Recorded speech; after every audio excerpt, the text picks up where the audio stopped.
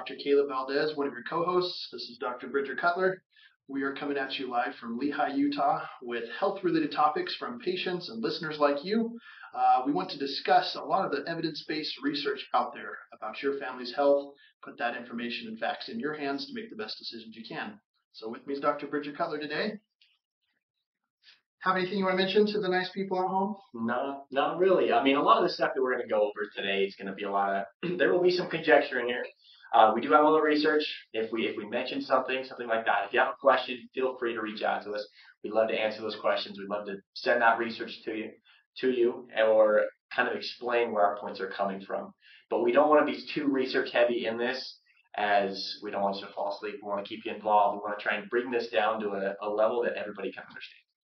That's right. This is our first episode, so we're going to talk a little bit about what's going into this podcast, this video series, why we're doing this mostly. We want to put the information that's out there on the internet, that's in our heads and your doctor's heads, and some things that you might be wondering about for your family. We want to put that information in your hands to make the best decision for your health. We want this to be a dialogue where you can challenge and question different things, and just really get into both sides of the argument. We are apologetists for chiropractic. Not to say we're apologizing for our profession. We're actually in a branch of philosophy and logic that deals with rational arguments in favor of what we do, because we love what we do. We practice what we preach, and we want to talk to you, our audience, about that. So feel free to like and follow our practice page. We'll post our episodes here. Again, this is called Hey Doc. We'll be on Spotify and about 180 different platforms where you can listen. Wherever you listen to your podcasts, the video cast will be up on streamers like YouTube and things like that. So we'd love for you to follow along. We won't have a lot of visual content for you who are driving right now or listening to things while you're doing dishes or working out. But some of these episodes might be worth checking out the video feed for that. So we want to know why you guys are listening. So let us know in the comments below. Shoot us a text or an email, or hit us up on Instagram. We will be engaging there, and future topics will come from some of the common questions that we run into in practice. So today, being our pilot episode, I want to interview my co-host here. This is Dr. Bridger Cutler. He has been practicing chiropractic for a couple of years now, and has got a lot of great information about health and living healthy. So, Dr. Cutler, you should also know that he is the former state champion wrestler for Utah at a 5A level. So he knows what he's talking about when we're going into how the body moves and how to safely strengthen and do things like that. Just to kind of break the ice here, what do you love most about wrestling? What got you into that sport? About wrestling? I mean, my best friend when I was little definitely got me into that sport. It was that or basketball, and he convinced me I was always small, and that kind of fit more with what I was into, and had a lot of rage. Had to put it somewhere. I had some great coaches, a lot of really good people in my community that really helped push me into that, and overall, I mean, just taught me a lot of different lessons, and really kind of spiked my love of fitness and health. Even though it was not a very healthy sport when I did it. I mean, I did a lot of things, and I learned a lot of stuff that if I could go back now, I would completely change it. And that's one of the things that I really want to get into on these podcasts, is what things have I learned through my experience, through years and years of going through all these things. How can I share it with you guys? How can I tell some high school kid out there who's trying to figure out, okay, I want to get bigger, I want to grow. How do I do that? How do I more effectively do that? What would your advice be to somebody like that wants to, obviously dialing in your nutrition, your sleep, like what's the biggest piece of it? It's hard to pin down one biggest thing. And the difficult thing when it comes to that is like saying, like, what is the best? There is no best thing for every single person. But if I had to, like, gun to my head, if there was one thing that I had to say, it would be you need to sleep consistently. You need to sleep consistently. You need to eat consistently. You need to eat enough. And honestly, those two big things are going to make you grow like crazy. There's a big difference. I have a little brother named Caleb, who, I mean, the kid slept and ate like crazy, and he's 6'3", 6'4". Grew like a sprout compared to the rest of us, because he was very consistent about his sleeping. And he would take naps all the time in high school. When you are at that age, you are trying to grow. So your body's trying to lay down all these different structures, and all you got to do is just provide it that opportunity to do it. And in high school, I mean, I maybe slept 6 hours a night most of the time, and then hardly ever napped. I was a night owl, so I'd be up till 1 o'clock in the morning, which is terrible because it didn't allow my hormones to actually balance out. Wasn't able to get my circadian rhythm down where it was supposed to be. So honestly, if it comes down to it, nutrition and nutrition and sleeping, and then I mean, exercise is another big thing. I've heard so many times, and my mom was very scared that lifting at a young age was going to hurt me. It is not going to hurt me. I mean, yeah, granted, you go put a whole bunch of weight and you go lift, you're going to get hurt no matter what. But young kids are going to recover very well. But also at that age, it is vital, absolutely vital, that you stress the body in a way that's going to cause the adaptations that make you stronger. Because that's the time where your body is most able to adapt, is when you're in that young phase, whether it's bone density, whether it's tissue strength, or it's muscle size, whatever adaptations it is that you want, when you're in that age, that is the best time to do it. So knowing what you do now and looking back at kind of how you came up through wrestling, what has kind of been the pivotal moment, or what's shaped your philosophy on how you eat, train, sleep? What's your mantra or your focus now? Ooh, 9 to 10. 90% of the time, I eat very clean. I follow very strict. I mean, when it comes to exercise, I love exercise. I do it a lot. I follow a strict program with exercise, but I also know how to listen to my body, and that's where that 10% comes in. 9% of the time, I'm gonna be pretty structured. I'm going to know what I'm gonna eat. I'm gonna know how much I'm gonna eat of it, and I don't really track all my macros and stuff anymore. I have at different certain points, but it's gotten me to the point where I know when I pick up something, I roughly know, okay, this how many calories I need, and I can listen to my body because I've had years doing this. So it's always better to, I mean, people will tell you, listen to your body. You haven't been able to listen to your body up at that point, so them trying to tell you to listen to it, you have no idea what to listen to. And so it's important that you start with some structure. And with that structure, you're able to learn and adapt. And that's where that 10% comes in, where I can say, okay, today I need a little bit more. Today, I'm just not feeling as great. I'm going to try and modify my workout if I need to, so that I'm allowing my body to adapt. And growing up, and especially in wrestling, it was hard work overall. Work harder, not smarter. And now I've very much changed to work smarter, not harder. I mean, I still want to work hard. I want to grind in the gym. I want to look like the hardest worker in there. But you don't have to kill yourself every day to make the adaptations that you want. Yeah.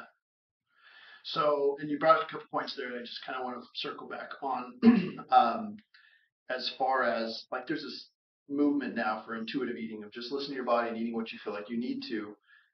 How do you do that in a day and age where everybody's used to processed foods and empty calories? And I mean, can you really trust our apostat, our ghrelin, and our emotions and everything?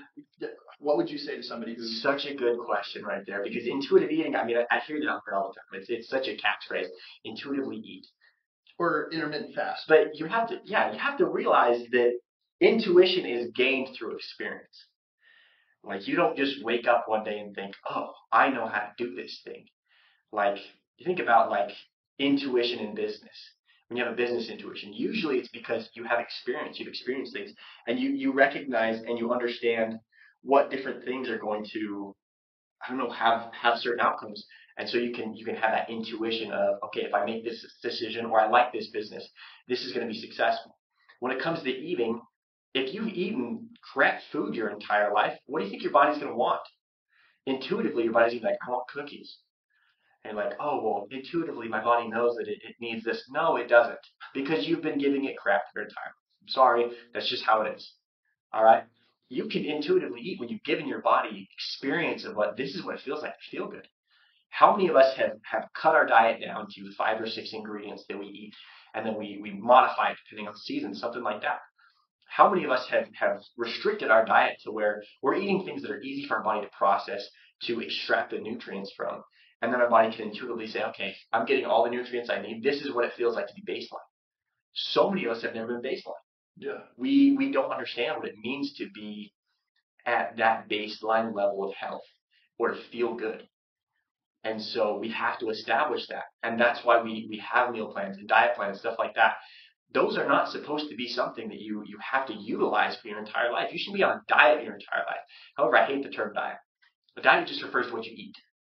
But like a really strict something like that, some people are going to have to be on a diet like that because honestly they've beaten their body up to the point where it needs that structure, or else they're going to have autoimmune flare-ups, stuff like that, because they really have developed all these bad habits and negative intuition towards what you're supposed to eat. Yeah, that makes sense. That's good. Any thoughts on like caloric deficit or intermittent fasting, things like that? How does gut flora affect your cravings? Greatly. And this is something that in the exercise physiology world, of course, there's so many people that are going to fight over like, oh, there's nothing that you can do to like really make your metabolism faster or something like that. No supplement's going to help it. I'm sorry, but there's always going to be things that are going to help your metabolism, but at the end of the day, calories are king. Calories in, calories out. Your body's like a bank account. If you want to lose weight, and it sounds like a negative aspect of a bank account, like you put less calories in than you're burning. So if you burn more calories than you're eating, you're going to lose weight. That's the only way to lose weight. Yes, in essence, that's the only way. You have to eat less calories than you're burning. That's how you're going to lose weight. Overall, that's why we say calories are king. But are there ways to make your body more efficient at utilizing calories? Absolutely. Can we affect your body's cravings so that it's easier to eat in the caloric deficit? Absolutely. Can we adjust hormone levels through sleep, through regimen, through different recovery factors? Yeah, Exposure, sauna, exercise, all these different things that we can add in to spike that metabolism to make it so you naturally burn more things without having to be exercise bulimic, where you go and think, okay, I'm burning 1,000 calories a day. That is not healthy. You should not be doing cardio because your whole goal is to burn calories. That's how you develop a really bad relationship with both exercise and food, is having to, all right, I'm going to go burn 1,000 calories in the gym so I can do this. Instead, look at it as your cardiovascular exercise, your cardio, that is to try and increase your cardiovascular capacity. That's try to make your body healthy, which in essence is going to help your body to be more efficient and utilize different things. It's going to make your body feel better. And there's so many different adaptations that come with that. Cool. How did that journey progress for you through wrestling and then going into higher education and now in your profession? How do you use that to benefit your patients or yourself? What's the application of all of that? All of it it's so applicable to everything. And a lot of people that I've worked with, when it comes to nutrition planning, we have to understand that. One of the statements that I absolutely love is that food is medicine. Nutrition is medicine. That's the best medicine there is. If you really come down to it, and we look at where the majority of money in healthcare goes to in this country, it is to lifestyle diseases. We've created these lifestyle diseases by being by eating garbage processed food all the time, by focusing on these sugary drinks, stuff like that. That if we cut those things out, if we simplify our diet back down to the basics, to just getting our protein, our carbohydrate, our fat, and keeping that simple so our body can actually process and extract those nutrients from it, that's where we're really going to start making these changes to get back to health. And I think that's the big goal of why I got into the profession, and I know why you got into the profession, is to optimize health and to understand what health is. Because healthcare, where it's at right now, is not. It's not health. It's not health. It's disease care. We live in a model where disease is what drives everything. Where we should be in a model where health drives everything. Where our goal should be to get everybody back to a base level of health without the use of aids if possible. And those aids I'm referring to are medications.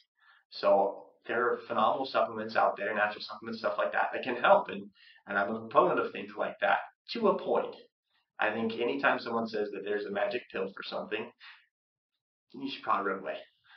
And I think we have this assumption that the food that we're eating is actually being digested and utilized the way that food pyramid people, the FDA, have always told us it would be. our soil is so deficient in so many minerals now that anything that we're producing here, their goal is to grow it as fast as they can, as cheap as they can. And so a lot of these things don't have the mineral content or the vitamin, content that they used to, back in the day. So that's where I think supplementation comes in. Is I know a lot of people who want to get healthy food from their salads, but you can't eat enough salad nowadays to really do that well. I mean, is it hard to live healthy in America in 2023? It's become more difficult for sure. I mean, there's no doubt it's become more difficult, but it's not impossible, and that's why supplements can be beneficial. Taking vitamins, minerals, stuff like that, certain vitamins. There's certain vitamins where you're going to get plenty if you eat the right things, because whole food sources are always going to be better, more bioavailable. Your body's going to be able to process it better, extract all the nutrients out of it, as opposed to taking a pill. I'm much more of a fan. If you can find it in food form, it's probably going to be more easy for your body to utilize it. And I wanted to go back to kind of that practitioner thing. We talked about a little about healthcare. I know you mentioned something to me the other day. You talked about how calling someone a healthcare provider. Yeah. Explain your views on that. I'm still developing those views, and this was Dr. Nate Riley that kind of brought this up in a really loving but chiding kind of way. He says, why are we in the habit of calling he's an OBGYN by trade, and he says, why do we call them our birth providers or our medical providers or our health providers? Provider really just puts this relationship between me and my health is going through this person. And I never thought about the language that we use that way, that specifically, but I'm pretty passionate about that because I don't want anybody to look at me as their provider, their chiropractic provider even. I'm a practitioner, I guess, because I'm practicing chiropractic. I don't do chiropractic. I practice it because I'm getting better at it, but nobody really does medicine. We don't do OBGYN. We practice it, and I think that verbiage is a really good way. I think a lot of doctors would start to think of themselves as a little bit less than God if they would start using language like that to be like, hey, I'm not providing you with health, or I might provide some counsel or something, but that's what you pay me for. But there's no relation between me and my health that requires me to go through any other person or source. And I mean, that's kind of the revolution that I'm going through in my head right now. Well, yeah, I had some thoughts about that today, actually, Yeah. and that's where I really like the term practitioner. And you mentioned that. Healthcare practitioner. We haven't even talked about this. So. Yeah, no. So a healthcare practitioner, and that's where it comes down to, like, one of my favorite mantras is practicing what you preach. Practice what you preach. As healthcare practitioners, we should practice what we preach. That's what a practitioner does. Practitioner practices that. And by example, we're able to show. I mean, and this kind of gets into a conversation that him and I have had several times, is you look at how big social media has become.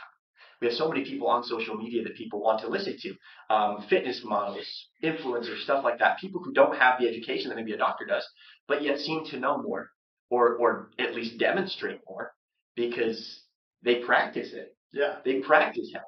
They aren't stuck on, well, I have this many degrees, I was in school for this long. Great. So you have all this information. What have you done with it? Do you know how to be healthy? Are you healthy yourself? Do you get the proper amount of sleep? Do you eat the right foods? If I came to you and I said, these are the vitamins I'm taking, would you be able to analyze that and say, hey, like, you don't need to take this one. If you are fine with that. We can look at blood panels all day and say, okay, these are the recommendations I have. Great. What are your blood panels look like? And they're bio-individual. They're based Yes. on everybody. And so just because some geek in a lab put this number on a blood test doesn't mean that that's always what I expect everybody to be, Yeah. And I think that's a blessing in our profession, is we can help the body optimize even if it's off of normal, quote unquote, for what they say. I also, going back to that, I love the idea of practicing what you preach, because it doesn't mean that you're perfect at it. You're still getting better. You're still trying. I don't particularly like the phrase like walk the walk, because we're not walking here. This is a lot more involved. But practicing what I preach is saying, okay, I'm trying this out. I'm going to dial this in. I'm going to try this a different way. I don't have all the answers yet, but I have a lot more than, the person at the corner that, is trying to sell me a pill. So. Oh, absolutely. No, yeah. I agree completely. Cool. I like that idea. And yeah, there's a lot of information out there. There's a lot of influencers and things like that. Actually, today I had a patient came in was needing some help with something that was just a little bit more than I was capable of helping him with at that time. I told him, oh, you got to talk to Dr. Cutler. And he was like, who is this guy? It's your typical like referral conversation. Like, do you trust him? And I said, well, yeah, he's been my chiropractor for years. So he says, well, does he look like he knows what he's talking about? I said, well, you should meet him, find out. And, patient walked in, met this guy, and he was instantly all ears for whatever Dr. Cutler had to say because he's practicing what he preaches. There's other docs that are out there and influencers, and I'm sorry, but if a 20-something-year-old is giving you life advice on a happy marriage or, stocks and options trading and stuff, I'm very skeptical of that because they're probably living on borrowed money or, inherited money or something like that. But or maybe they're very successful. Maybe they are. And that's those people that you need to search the people that are able to, that live the life. I mean, you don't get advice on how to be rich from a poor person. Yes. You get advice from how to be rich by a rich person. If your doctor is winded walking in the room to sit down and talk to you, I'm very suspicious of anything else. Run out. Tell me Run away. Right? But how often is that the case? And there's some. I'm not saying that there aren't brilliant people who aren't healthy. Absolutely, there.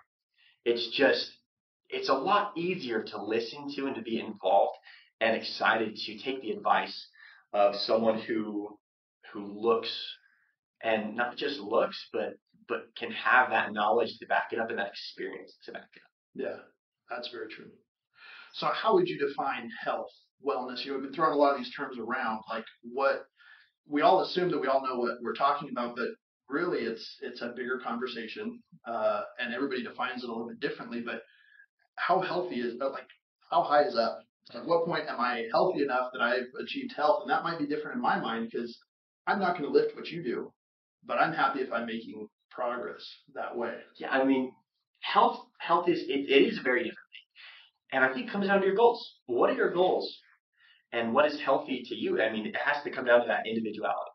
Like my goals right now, I mean, just putting it out there, like I want to be about, like I have very set goals for a body weight, for a fat percentage, for a body fat percentage that I'm working towards.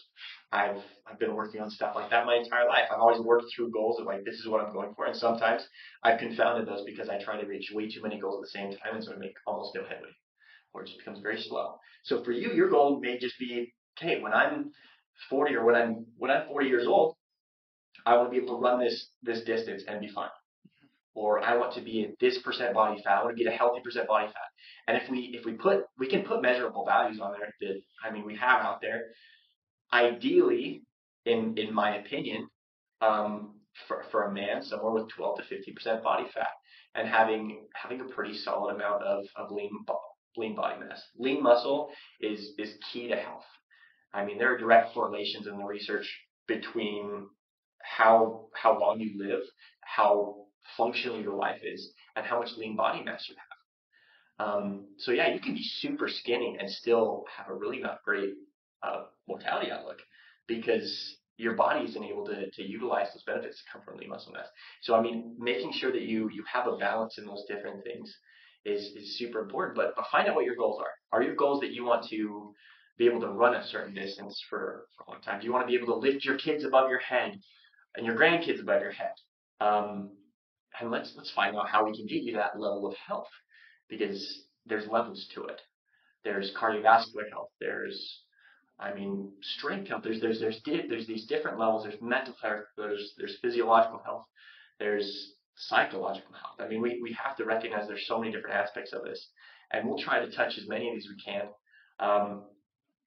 But I mean, when it comes to like just physiological health, I think that's where I feel like I'm most suited to really give advice. Just because I think I've been able to dial mine down pretty well. And I'm not perfect by any means, but I do feel like I have enough knowledge and experience, and I've practiced it enough to where I can give advice on it. Yeah, and you've been training me for, I guess, a little over a year now, and immediately I lost a bunch. I was feeling better, working better, moving better, but I had never had metrics like that, the 12 to 15% body fat that you mentioned. So there's a lot of goals out there that I wasn't even aware I was going for with that health. And I think that's a big thing that practitioners can offer is usually your doctor will just say something about getting your cholesterol within their normal range or getting your weight under morbidly obese, Yeah. but they really don't lay out a roadmap of different milestones along that And way, that's unless something's broken. such a hard thing when it comes to the recommendations for health that we've been given through like government organizations, through FDA, whatever organizations that give that health or that standard of what healthy is because I mean you can get your levels down that thing, but when it comes to like BMI, I'm on high end of BMI because I have a lot of lean body mass. So I'm heavy for my height or certain points like that. And there could be someone I mean, there's a lot of people who are my same height who are a lot thicker, have a lot more muscle than me, and so it's going to show them that they're dangerously overweight. But he could be perfectly fine. Their levels could be totally fine and healthy for their body. So you don't base it off BMI. Obviously, that's kind of outdated. That's kind of, in my opinion, it's an outdated measure. I know there's a lot of people that are feeling that way more and more now with that. What other things do you gauge health on? I mean, we talk about look good, feel good, move well. Absolutely, I think, and that's kind of what it comes down to. Like if we're going to go over true health in certain parts of that, is mobility wise. It's not flexibility wise. It's can you take your body through a certain range of motion or through certain motions and not get hurt? Like, do you have the ability to sit on your heels? Do you have the ability to pick something up from the ground and not get hurt? How heavy is that thing? Do you have the ability to curve your back, to go in these weird positions and to be able to come back and be totally fine? I think that's one metric is that mobility. Do I have the mobility to function in my daily life? Mobility also implies stability. Yes. When you don't want to move a certain way, your back doesn't move a certain way. Absolutely. And I think that's where a lot of people kind of forget that it's more than just flexibility. It's about mobilizing things the way you want to mobilize them. That's what mobility is. It's being able to move it the way and have control and stability in that way that you move it. I mean, and then we come to cardiovascular health. VO2 max is phenomenal. I mean, phenomenal way for us to track that. There's a lot of different ways you can track VO2 max. I mean, of course, the gold standard is going to be going in with like an exercise physiologist college, something like that, and testing your VO2 max on a VO2 max test. But there's a lot of submaximal VO2 tests that you can do yourself. You can just go look up online, and you can do them. I've done tons of them with my with grad school, with my master's, as well as when I was in undergrad too, with a whole bunch of tests like that. And I actually did a lot of the like maximal VO2 testing, and it's super interesting to see, okay, where's my cardiovascular health at? And then you can look at strength. Where's my strength levels? And they can compare you to the norms. And we have to recognize that there is definitely going to be individuality between different things, and the norms kind of give us a little bit of a number. But there's some great things by Andy Galpin, by Andrew Huberman, where they recommend certain levels of like this is a good weight to be lifting. Because you have to have a standard. Yeah. Somewhere. And I mean, I could give you what my standards are for myself, but my standards for myself are going to be a lot different because I've been doing it for so long. Yeah. And so I know if I fall below a certain, being able to squat a certain amount, being able to deadlift a certain amount, or bench or whatever metric I have, how many pull-ups can I do? How fast can I run a mile? How do I feel? How do I recover? There's a bunch of different aspects that run into that. But finding metrics that work for you, and I can make a list, and I can do an episode on like what metrics possibly you could look at, and just kind of determine where am I deficient. Yeah, which would be interesting. Well, you mentioned a lot of those standards that are out there and the research. There's so much information out there. The average person, we get on Google and we just get inundated with a whole bunch of ideas and it's conflicting information. It's frustrating, and we kind of get stuck in the middle of two different ideas that are pretty opposed to each other. So how do you do a lot of literature review? You're kind of the think tank for this office in terms of like, here's what the research says. Why are you Sure. It's not going to go out because but maybe when it comes to the physiological things like the exercise and nutrition, that's kind of where I find myself loving. So how do you gauge if what you're learning is true, is evidence-based? What's your process for determining reality? This is such a controversial topic because I mean, if there's a lot more information coming out about certain things, and you look at how much research is going into health and foods and what diets are best and things like that. Who's funding the research? First of all, I want to know who paid for this research to be done, because there's bias there. There's going to be bias there. And a lot of times these research projects are going out to figure out something that we already know. And it's just trying to confound data, because in essence, we have to be careful about is this going to take away from some big business, or is it, and realize we need to get back to what really was kind of the basis. And so when I read through the things, first of all, I want to look for bias. Where's the bias in this? How reproducible is this study?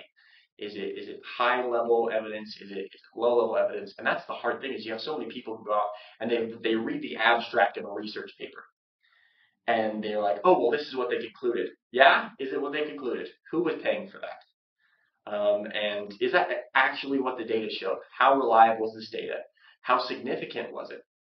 How many people that cite research papers have actually read a full research paper? I actually found a statistic on that this weekend while I was putting together that safety post. Yes. Less than 1% of research that is cited in medical journals actually has a basis in clinical evidence trials. Like, just because we're all citing each other, and at this point it's such a big echo chamber, it's this paper has cited this paper, which cited this paper, which cited this paper, and they're all just citing each other, but nobody's actually done the research for what they're all claiming. Yeah, I mean, so perfect example. Throw Alzheimer's out there. Yeah. Let's look at, that blew my mind. Yes. I mean, you can go into more on that. I think you have a little bit more knowledge on that, but like, explain the whole Alzheimer's thing that we just found out. Yeah, well, we've always just had this idea that there's these beta amyloid plaques, these little protein structures that build up in the prefrontal cortex, the front part of our brain. And we've done all this research for decades of we find these pictures of, brain scans of advanced Alzheimer's cases. We start, digging down into what is causing this. We find these plaques. Well, turns out the lead researcher this entire time that was pushing this thing has his hand in all these different studies, fabricated those images, literally photoshopped, cut and snipped different images to prove what he thought it was. And scientists and medical, authorities did what they do best, and they cite each other, and they take these pictures and they pass them around, and they copy them, and they put them in textbooks and journals and things like that. They're all very serious about reviewing it.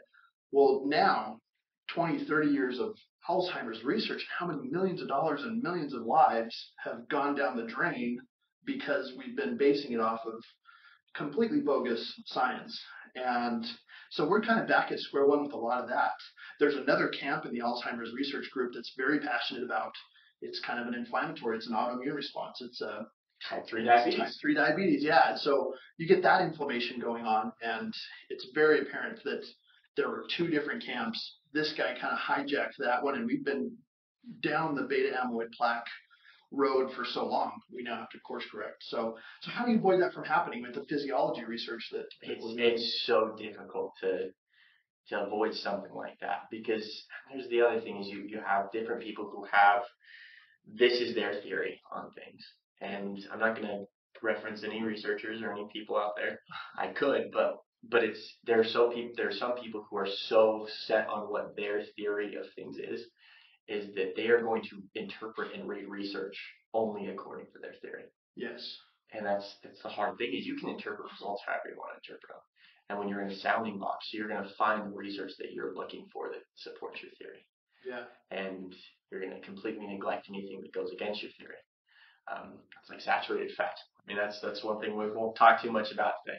But for so long, we've been told that saturated fat is so terrible. But there's a lot more research that's coming out on it's a very stable fat. Like coconut oil, phenomenal. Animal fats, certain animal fats, specify quality animal fats. Or the fact that we've been blaming salt for what sugar has been doing all this. Exactly. When it comes to high blood pressure, be careful with your salt intake. Your kidneys are so efficient, but we're eating so much sugar that it's damaging our kidneys. We're creating these pre-diabetic conditions in our body, because you have to look at insulin, ADH, all these different hormones that play into this role of modulating blood pressure, of modulating fluid content in the body, of modulating these different mineral levels like sodium, magnesium, potassium, and then you have sugar, which comes in and has all these different cascadal effects that we can go into in another episode. But when you look at those different things, like we've been taught so long that it's a certain thing. Why? Yeah. No, that's definitely something to unpack in a future episode. I think that would be good. So cool. What kind of stuff are you reading, watching, listening to right now that's shaping this whole process for you? Oh, I mean, share information. I'm finishing a lot of stuff with masters and everything with that. And so I'm reading a lot of stuff on nutrition. I mean, on exercise. I always love to go into nutrition things. Of course, there are certain people I follow on Instagram, and you can go check out like the page who I follow. But there's certain people I follow on Instagram who I value a lot of things they say, because I think there's a lot of truth behind what they're interpreting.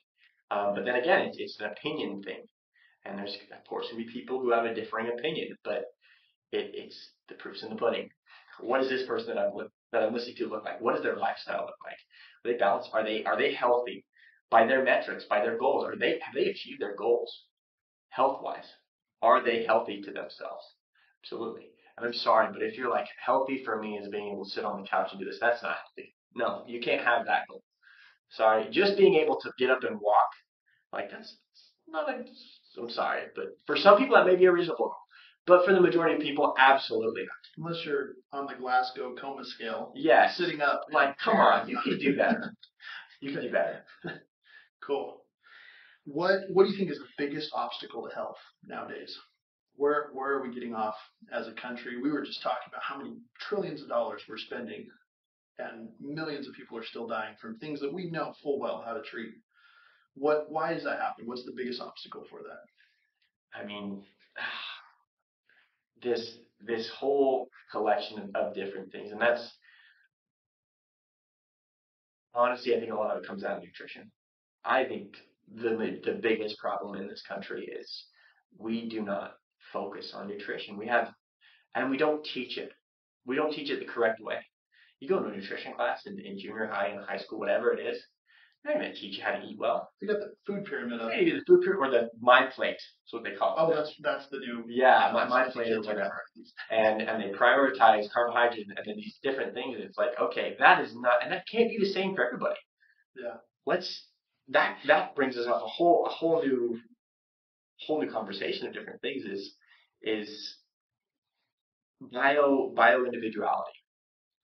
Your genetics are going to be different. For me, I process carbohydrates very well, but it's not just genetics wise, because my mom, I mean, she doesn't process carbohydrates super great. But your ancestors were eating potatoes and. Yeah, I mean that's kind of where I came from, but also it's what I grew up on. So genetically, my body is so used to that, enzymatically and gut flora wise. My body is used to processing very high levels, and I'm very active.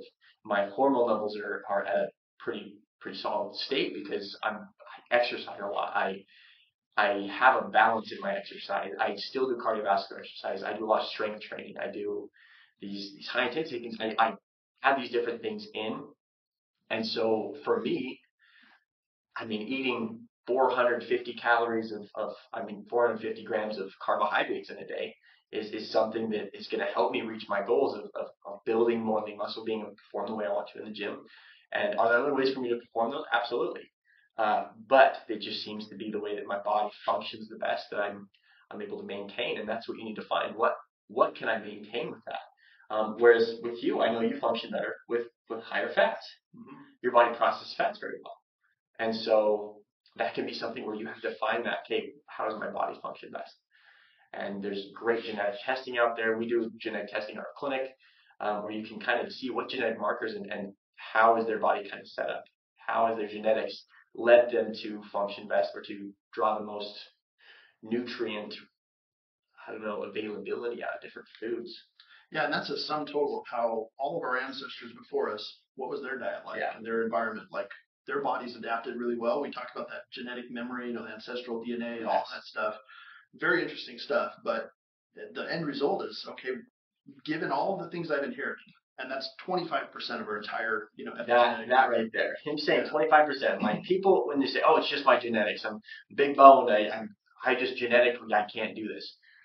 No, sorry, but it's not as big of a factor as you think it is. It's not 75% of all that stuff is not genetics. It's it's as little as 25. I mean, maybe even less. Well, and yeah, we mapped the genetic code of a human, the genome, in the 1900s or 1990s, I think it was. We discovered that it takes about 100,000 different proteins to run a healthy body.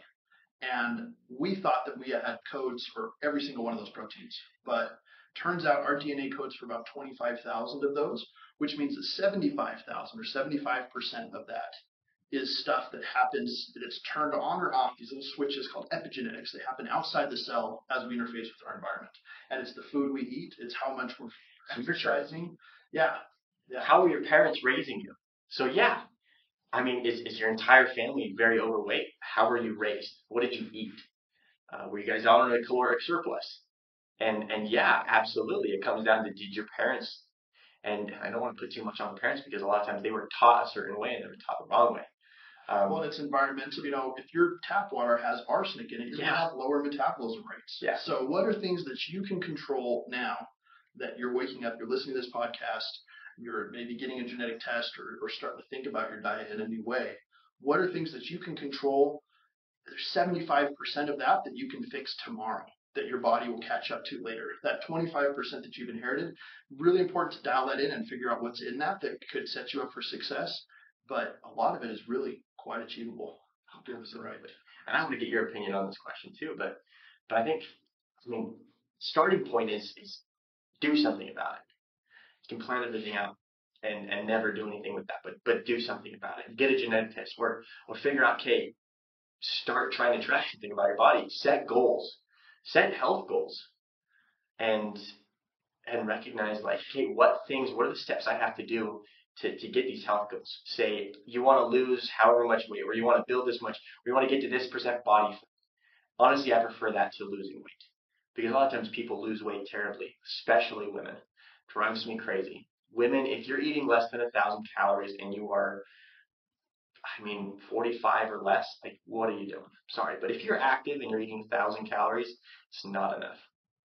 Like, yeah, there are certain conditions where it's going to lower your metabolic, your BMR quite a bit, but it rebounds. But for the most, or it wreaks havoc on your hormones. Absolutely, there's so many different things that play into that, and it hurts me so much when a girl's like, especially like a 20-something-year-old girl's like, oh, I eat 1,200 calories a day, and I work out for an hour and a half. Why am I not losing weight? Why am I not losing fat?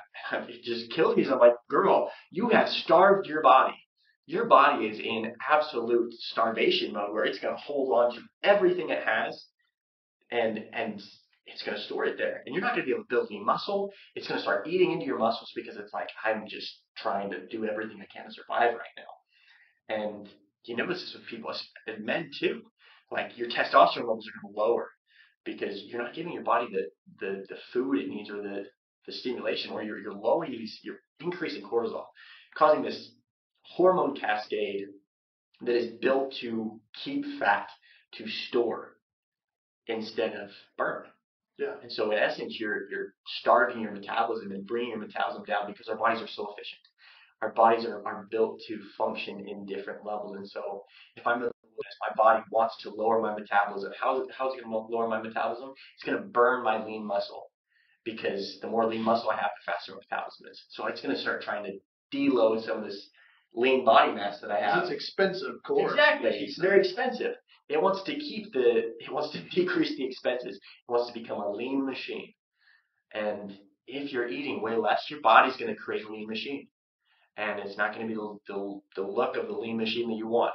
Yeah. It's going to be a pretty beat up bicycle as opposed to a Corvette or a whatever you want, a truck. Yes. And whatever you want to look like. Cool. Okay, we're kind of coming to the end here. We'll wrap this up, but I want you to tell me, what was the most recent moment where you felt absolute clarity and like you were in your flow and in purpose? You were doing exactly your big job on the planet. When was the most recent time that you just felt like, I could do this forever and I'd be happy? I don't want to, but today, he had a patient come over and see me, and super awesome guy came in. We started talking about certain things, and he had this complaint he was talking about, and it was one of those moments where I realized all of the training that I had done, that the experience I had, because I knew the pain that he had, because I've had that pain before, and being able to say, okay, this is the experience that I have. This is how I got rid of it. And I can say that because I've gone through something like that, because I've done what you've done. I've experienced that pain. And I know you've had that same thing with patients where you're like, now that I understand, because he's on a pretty hardcore workout program right now that I wrote him, and he'll come back some days like everything hurts and I'm dying. and he'll be like, now I know what, like, some of my patients, when they come in, they're just like, oh my gosh, I can't move my neck because this is just so locked up. And he's like, I come in and it's like, I now know what it feels like. I know how painful it is. I can experience that with the patient and understand, and then be able to tell them, this is how I got rid of it. This is how I got better. And I think that was one of those moments where it's like, I am at that point where I'm equipped for this. Yeah, I'm equipped for this. Yeah. This is what I was built for. It's the same thing when I talk to people about health. When I talk to people about nutrition, when I talk to people about exercise, it's my flow. I love it. And then, I mean, I love what I do. I love being a chiropractor. A big shout out to this guy, because he's actually one of the guys who taught me the technique that I do. Phenomenal. I mean, best adjuster I've ever met. Like, so good. And being able to go through, and we definitely have our different styles. Like, I have different things that I focus on. He has different things that he focuses on. But that's what's good about it, is I realized that, like, what my niche is, and certain things like that, and I think you have that same kind of realization sometimes. Yeah, absolutely. So you run your own practice. You're working out. You're eating constantly. How do you keep balance in your life? All this stuff that we have going on. How do you make time to keep your main thing the main thing? I mean, prioritize the main thing. That's the biggest thing. Is I know when I wake up. And currently, I mean, this is not a normal thing. Like, I recently started a program because I have my certain goals that I'm going for, and so I know that when I wake up in the morning, I'm going to wake up. I'm going to eat food because I have to eat before I work out. And a lot of people don't like to eat before they work out, but I have to. Or else I just feel garbage. You burn what, 600 calories a night or something? Like, I don't know. It's a lot. I don't know. I think right now about anywhere from 3,500 to 1,000 calories a day, that I'm eating to try and maintain certain levels, and kind of keep myself in a caloric surplus. And there's a whole bunch of different factors that go into that: nutrient timing, stuff like that. Eating around the times I'm most active, when 1,000 is the most active. Eating certain macronutrients more densely. I mean, carbohydrates for sure, more around those workout periods. Just kind of monitor and modulate insulin levels, stuff like that. But when it comes down to the end of the day, yeah, I've had to give up a couple things. There are certain things in my life that I don't spend as much time doing. Like, I love skiing. I spent a ton of time skiing over this winter, and I would love to be on the mountain every day. But right now, between the business, all these different things, and my mind is running all the time, and wanting to exercise the way and reach these different goals that I have. And you're doing a master's in strength. Yeah, I mean, that'll be done in what, 2 weeks, which I'm very, very excited to be done with. Just I'm sick of having all the dates and the due dates with all that stuff. But really, when it comes down to it, I mean, it's prioritizing my goals. What are my goals? How can I keep that? I wake up, I eat, I work out, I come back, I go to work. I'm here, I'm going through things, I'm doing things that I love.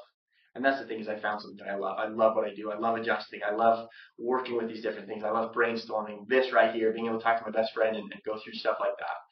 And then I know, okay, at night, I'm going to do my second session. I'm going to be able to work out the other muscles that I need to work out that day. And for some people, that's totally not plausible. No one wants, a lot of people don't want to work out twice a day. But for me, it works for me. It's something that I can do. I got to the point I was at by working out once a day. Like, it's just recently, because I've changed my goals a little bit in certain aspects, that I've modulated that. And so now instead of doing like a hour and a half, 2 hour session, usually I'll be in there for an hour, 15 minutes twice a day. Because it's going to allow me a little bit more time to recover. And so I can go really hard in those sessions. And then when it comes to eating is really not that hard. for me. Just really good at because I've gotten to the point where I know what I'm going to eat. I've simplified my diet to where my body digests it very well. I don't bloat hardly at all because I figured out what foods my body processes the best. And every once in a while, I'll change those. And I know, okay, I'm just going to meal prep these 2 meals. I'll be home for this time. And so I can still have variety. And I know a lot of people say like, well, don't you get so bored of eating the same thing? I mean, I modulate. I change my diet within a certain range all the time, but I don't have to have 1,000 ingredients in a meal for me to be happy. That's very plain. Yeah, you give me a carbohydrate, you give me a fat, you give me a protein, and yeah, of course, I'm a sauce guy. I love sauces, but finding good quality sauces or making my own sauces. I don't know if you ever tried to make your own ketchup, but so good. Fire. Or barbecue sauce, great. Big vinegar fan. I mean, there's a lot of benefits that come from that. Mustard, certain types of mustard are awesome for you. You got turmeric in there. I mean, there's so many things you can do and spice your food.